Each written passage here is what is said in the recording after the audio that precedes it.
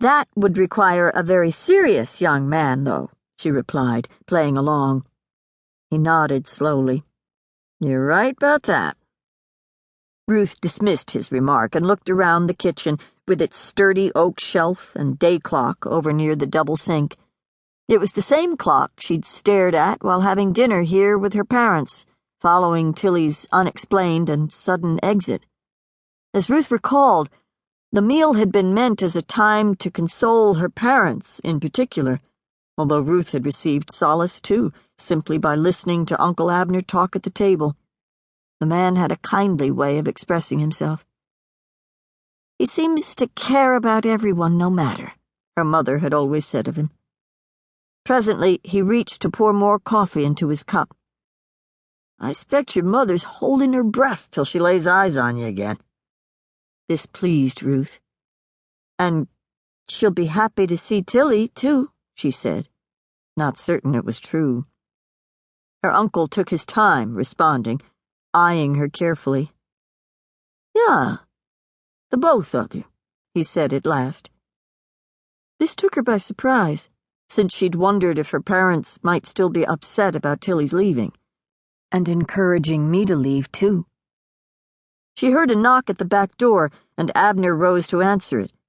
Ruth could hear muffled talking, the low sound of another man's voice, younger, and one she thought she recognized. When her uncle was delayed, Ruth spooned up some more sugar and stirred it into her remaining half-cup of coffee. Seems strange being here. Strange but good. After a short time, the men's talking ceased. Then, lo and behold, Will Kauffman's best buddy, Lloyd Blank, came walking in with Uncle Abner and sat down at the table like it was the only thing to do. He nodded in her direction, but didn't say a word at first, as if unable to find any words to speak. It was downright awkward. Ruth clenched her jaw. The dark-haired fellow with narrow brown eyes was the very reason Wilmer had chosen to join the rowdiest buddy bunch in all of Lancaster County. Seeing Lloyd again made Ruth want to run right out the back door and never look back. Instead, she picked up her coffee and took small sips, all she could manage. Her hands were terribly unsteady. Finally, Lloyd leaned forward. "Heard you were coming home, Ruthie." He frowned slightly. "You wouldn't look any different if it weren't for those fancy clothes." She could scarcely swallow. Back when she and Lloyd were in school together, Ruth had thought of him as foolish and, at times, even liederlich, despicable. Uncle Abner intervened. "Ruth and her sister are just visiting." Lloyd nodded slowly, locking eyes with Ruth. "Well, if you don't mind, there's someone who'd like to see you." Ruth's heart dropped, and she felt as if all the air had been sucked from the room. "If you can spare the time," Lloyd added. Ruth looked away, steeling her will. "'Tis Wilmer," Lloyd said more softly.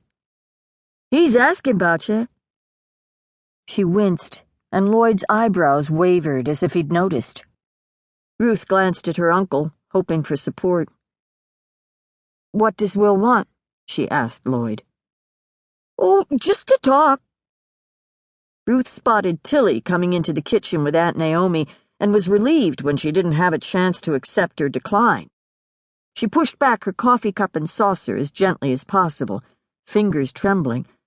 That quick she got up to join her sister. Goodness, but she found it curious that Uncle Abner hadn't offered to introduce Lloyd to Tilly. She could hear Aunt Naomi chattering about getting Tilly a bite to eat and maybe getting Ruth something more too, but Ruth hurried to the opposite side of her sister, flanking her all the way to the back door. Aunt Naomi's face registered bewilderment. "Thank you for your hospitality, Aunt Naomi," Tilly said, her voice low. "But we really should get Ruth to Mom and Dad's soon."